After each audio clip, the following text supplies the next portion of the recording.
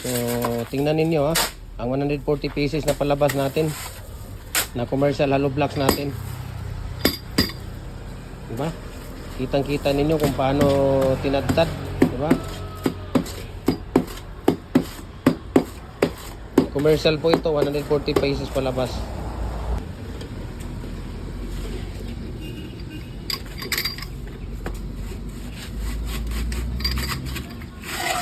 Ayan. Ayan, so unang karatilya po natin yan sa paggawa ng commercial na hollow blocks. Ito, full video po ito, panoorin nyo po ito umpisa hanggang dulo dahil papakita ko sa inyo ang ratio at mixing tips sa paggawa ng commercial hollow blocks, 140 pieces palabas sa 1 bag of cement. Okay, yan, unang karatilya po yan ng ating poste, ating hollow blocks, sorry. Yan, pangalawang karatilya po yan. So ayan, ano, apat na karatilya na po yan na buhangin natin. So ang laman ng ating karatilya ay tatlong sako, no? Tatlong sako na buhangin. Kung wala kayong karatilya o wheelbarrow, tatlong sako na simento ang isang karatilya. So apat na karatilya, 4 times 3. Limang karatilya yan, kuya ba? Limang karatilya yan, 3 times 5, 15 bags of sand, no? Pag wala kayong karatilya or wheelbarrow. Tapos 1 bag of Portland cement. Okay? So yan lang po yung ating Portland cement natin. Type 1, no? Type 1, kailangan type 1 talaga. Tapos tingnan ninyo kung paano ang diskarte, no? Diskarte sa paghalo, pag-mix ng ating tawag dito, yung ating simento at buhangin. Okay? So ganun pa man, panoorin nyo hanggang dulo dahil kung hindi ka marunong gumawa ng hollow blocks, ito, matutunan mo talaga ito. Dahil pinapakita namin umpisa hanggang dulo. Okay? So, una, ini-screen namin yung buhangin. Ayan, nakikita ninyo. Yung una natin ginawa kanina, ini-screen yung buhangin. Tapos, lalagay sa karatilya, ilagay dito. No? So, yan lang po, no? Tingnan ninyo ng maayos yung paggawa natin. Tingnan ninyo kung ilang timba na tubig at ilang takal na molasses ang ilalagay natin dito. Okay? So sa ngayon, 5 karatilya na buhangin or 5 wheelbarrow. Pag wala kayong wheelbarrow, 15 bags na buhangin yung takalan natin, yung empty bags na semento. Okay? Ayan, unang mix natin yan. Buhangin pa lang at saka simento yan. Okay? So panoorin nyo lang hanggang dulo. So dapat tatlo, no? Dalawang mix natin or tatlong mix natin dito sa tawag dito sa dry. So, ito dry pa ito eh. Dry pa yan. Buhangin at simento pa yan. Okay? So tatlong mix natin dyan.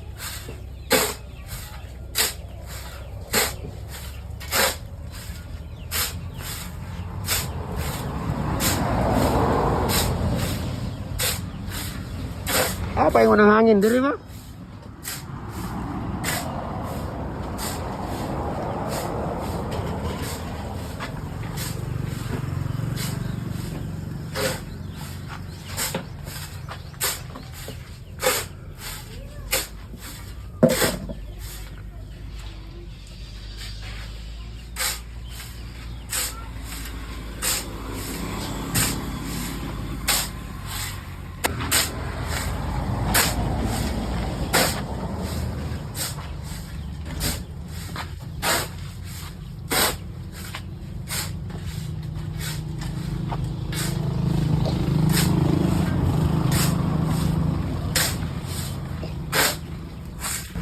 Mix pa lang yan ang ating tawag dito, dry simento at buhangin pa lang yan. Okay, so kailangan ang screen natin dito, ayan yung mga bato-bato na nakuha natin. Okay, so yan, mabinta din natin yan, mahal din yan. So ngayon ang gagawin natin ito, uno ang butas ng screen na gagamitin natin, tapos i-double natin siya. Parang gawin nating 3/4 lang. Ayan, tingnan niyo, di ba? 3/4 lang ang lalabas yung butas niya, para ang 3/4 na bato pababa ang makasama doon sa paggawa natin ng hollow blocks. So ganyan ang gagawin natin. I-screen natin 5 karatilya na buhangin. Pag wala kayong buhangin, wala kayong karatilya o wheelbarrow, kung ang takalan ninyo ay sako ng simento, ganito 15 bags na ganyan na buhangin, ito yung lahat. Okay, so unang pa lang yan, unang tawag dito, unang mix. So ayan, patapos na yung unang mixing natin. So Portland Cement Type 1, any brand po, basta mayroong Type 1. Ito Type 1, Portland. Ayan, basahin ninyo. Ayan, Portland Cement Type 1. Okay, pula, any brand, no, any brand, kahit anong brand ng simento, basta Portland Cement Type 1. Okay, yun ang magandang gagamitin. So ito, pangalawang birada na yan. Ito ang hari ng master ng hollow blocks dito sa Suntok, Hanituan, Cagayan de Oro City.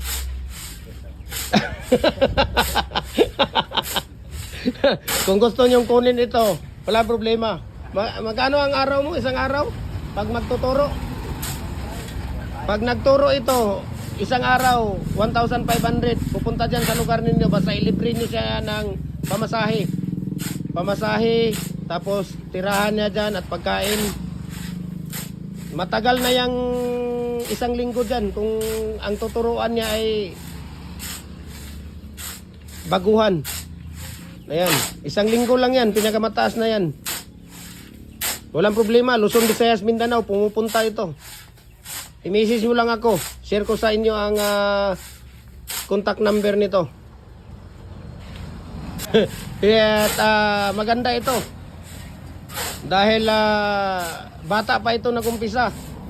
Nasa mga 13 anyos pa lang ito nagumpisa, nag-hollow blocks na to. So napakabilis lang, no? 1,500 ang per day niya. Dito sa Mindanao. Dito sa Mindanao, ganun ang niya inihingi niya. Pero pag Visayas, nasa 2,000 na yung araw niya sa Visayas. Tapos sa Luzon, 2,500 to 3,000 po ang isang araw niya sa pagtuturo.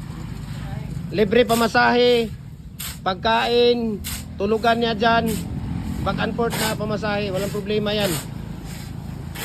Kontakin nyo lang ako at share ko sa iyo yung tawag dito. Tapos yung babae, hindi pwede. Bawal lang babae sa kanya kasi double na to. Ang may asawa na yung asawa niya. Pagka babae, lang sa kanya, tingin-tingin lang yan siya. Bawal yan siya maghawak-hawak. Siya, makuryente. Ayan, so pangalawang na yan, pangalawang baliktad na yan. Baliktad na yan. So tingnan natin. Ito yung molasses namin, no. Tingnan lang, ang lapit na lang maubos yung molasses mo, Biro mo isang drum ito. Nako, kunti na lang ang molasses mo. Marami ka palang utang na molasses, di ba? Nagbabayad ka. Binayaran mo yung mga utang na molasses mo. Kaya tingnan mo. Tingnan natin. Pangalawang na po yan. So ang gamit natin dito na molder. Double molder na 3.5 by 8 by 16 ang sukat niya. So ganito ang tawag dito. Kalalabasan ng ating hollow block. Yan dapat puti. Kailangan na nating diligan yan. Okay? Ito, yung mga puti na mga hollow block, kailangan ng diligan yan. Yan ang tamang oras sa pagdidilig ng hollow block. So ang oras sa pagdidilig ng hollow block dapat hapon. Okay? Huwag kayong magdidilig sa umaga dahil pag may bibili at may delivery, hindi pwedeng ikarga ang hollow block na basa. Madudurog siya. Okay? So ayan, malapit nang matapos yung tawag dito. Yung pangalawang mixing natin. Paglalagay ng molasses. So kuha tayo ng molasses dito. At tingnan natin ng molasses ni Kuya. Ayan o, molasses o. Yan, ipataas mo Kuya. Ayan, ganyan kalapot yung molasses, no? Ganyan yung molasses natin. Ayan. 2 takal na molasses. Okay? So, kukuha lang siya ng tubig. Tingnan natin maya-maya lamang. Ayan, tingnan ninyo, no? Ang paglalagay ng molasses. Okay? Ayan, no?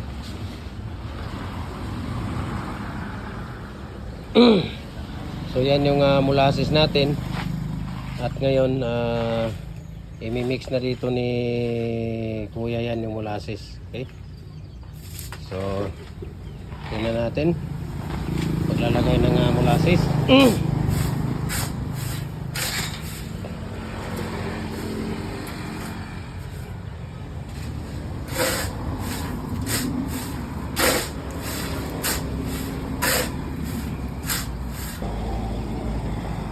Ayan, so yung molasses natin. Ganun lang ang paglalagay ng molasses. Okay? Tapos lagyan ulit sa ibabaw. Diba?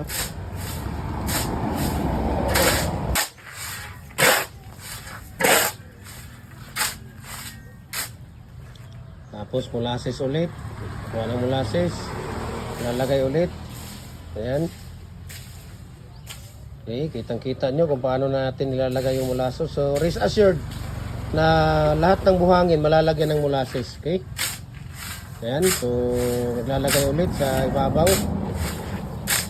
So, maglalagay ulit ng molasses. Ayan, no? So, ganun lang ang paglalagay ng molasses, no? Ang molasses kasi, siya pag hindi tayo naglalagay ng molasses, hindi tayo makakarami ng hollow blocks, no? So, kailangan merong molasses para makapagpalabas tayo ng 140 pieces sa number 4 na commercial na hollow blocks. Ang gamit natin na molder dyan, 3.5 by 8 by 610. So, pag walang molasses, hindi tayo pwedeng magpalabas ng 140. Nasa mga 60 to 70 pieces lang, no? Pagka walang molasses. So, molasses is life sa mga concrete products natin. So, i-follow niyo yung Facebook page natin, no, para magkaroon kayo ng idea.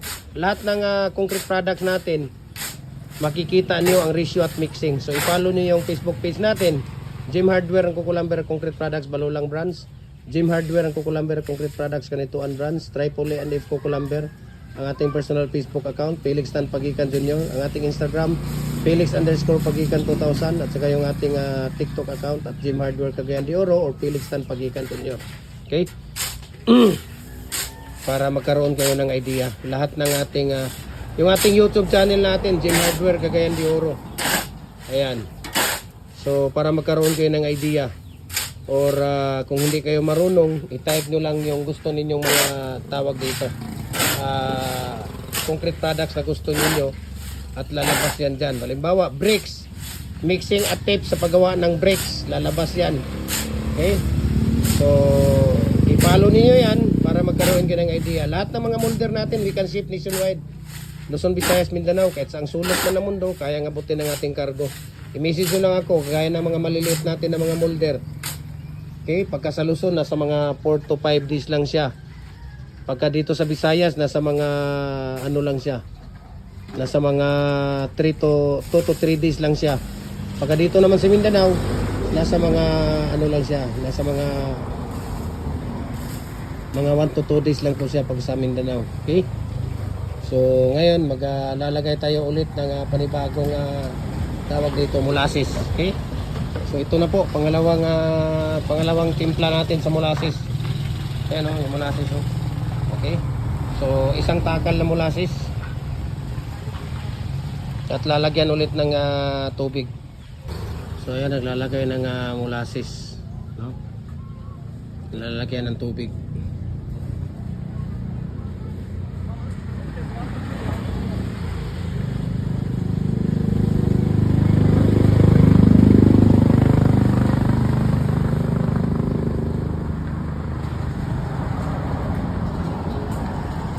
So pangalawang timba po ito, no, na tubig sa molasses natin.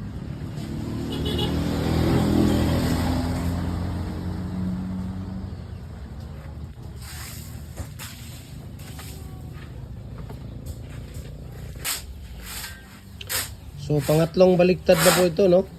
Dalawa sa dry. Una sa ang una sa may molasses natin at saka tubig. So kailangan lang talaga haluin ng gusto yung molasses natin, no? Kailangan nahalo siya ng gusto, maganda ang pagkaka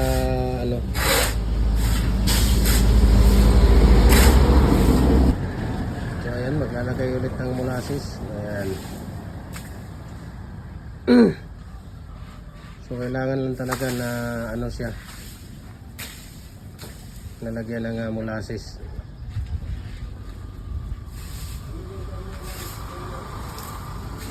Ano naman? Dili tambok. Ayan, diba?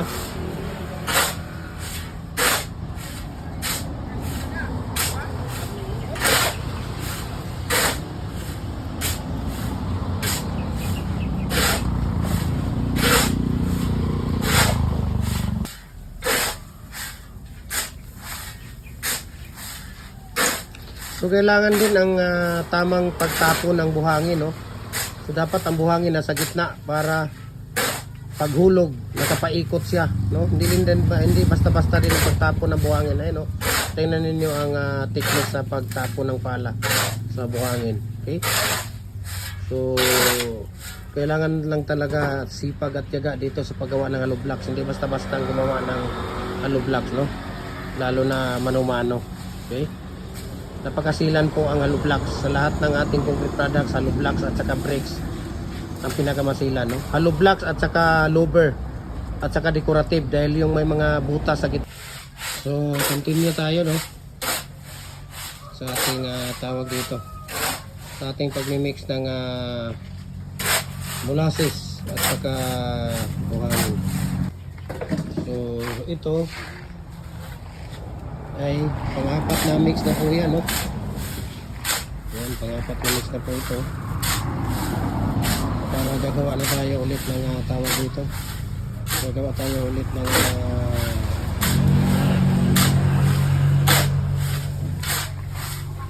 commercial na hollow blocks natin. Ang kasi, ang paglalagay kasi ng tubig, depende sa simento yan. Kagaya nitong yun. Kailangan siya basang-basa siya, no? Kailangan basang-basa siya. Pwede naman basang-basa. Ayan, no? Kung makikita ninyo, hindi siya masyadong buwaghag, no? Yung iba kasi, kagaya ng istalyon, nasa mga lang siya, mga isang timba at kalahati ang pwede natin ilagay. Ito, 2 timba ang nailagay natin dito. Dahil depende kasi yan sa istalyon, simento, no? Kung anong klaseng simento siya.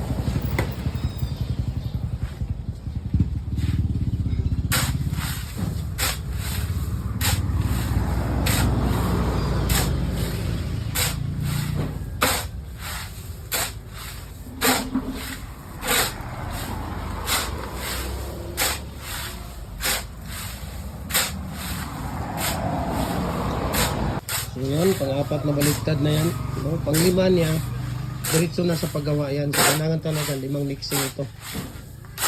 Okay? 2 sa dry, 3 sa wet, yung may molasses sa tubig na natin.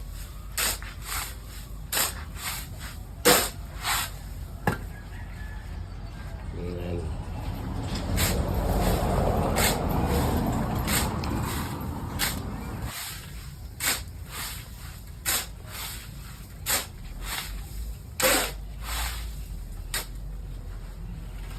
So malapit nang matapos, no? At tingnan natin ang actual na paggawa para makita ninyo na talagang wala kaming tinatago dito, no? Sinishare ko sa inyo ang paggawa ng hollow blocks sa lahat ng mga concrete products natin. So, hindi tayo nagpapatawag dito, hindi tayo nagtatago, no? Wala akong tinatago dito. Sa lahat ng mga based on my experience, based sa aming tawag dito, sa aming quality ng ating mga ginagawa ay talagang makikita ninyo. Wala kaming tinatago dito, kaya salamat, no, sa patuloy ninyong pagsubaybay, pagsuporta sa ating mga video, pag-i-comment sa inyong mga comment, like at saka share. Okay? So thank you so much sa inyong lahat. Sa mga magsi-share, isang share lang, isang comment, isang like, masaya na kami doon. At ako hindi magsasawang magbibigay sa inyo ng tips kung paano natin ginagawa ang mga concrete products natin. Okay? Si Kuya Junjun, dahil maglalagay na yan siya at gagawa na yan ng hollow blocks. Okay? Tingnan natin kung paano titirahin niya yung number 4 na commercial hollow blocks 3.5 by 8 by 16 ang molder natin na gamit dito. Double po siya. Okay?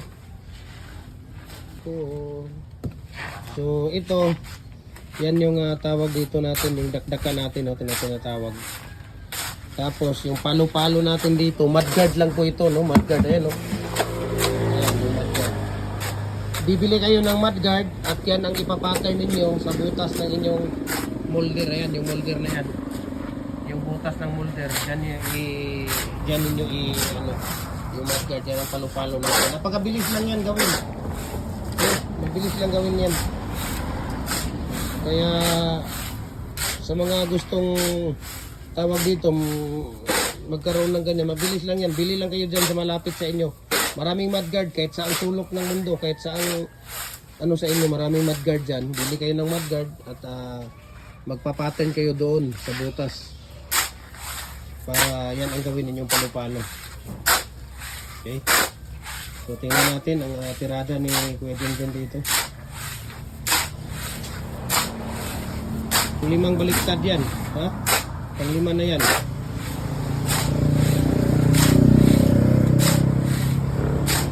Hindi basta-basta dito yung namin, molder at saka yung motor. Kaya kailangan nakatali yan. Kasi pag nakawin yung motor kasama na yung molder, dalawa. Kumbaga nakaw 1, dalawa ang makukuha mo. Yan. Di ba?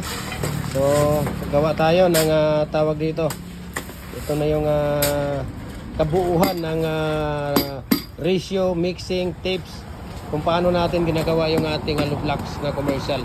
140 pieces ang palabas. Okay, so ulitin ko. 5 karatilya na buhangin. Pag walang karatilya ay tawag dito yung empty sacks ng buhangin.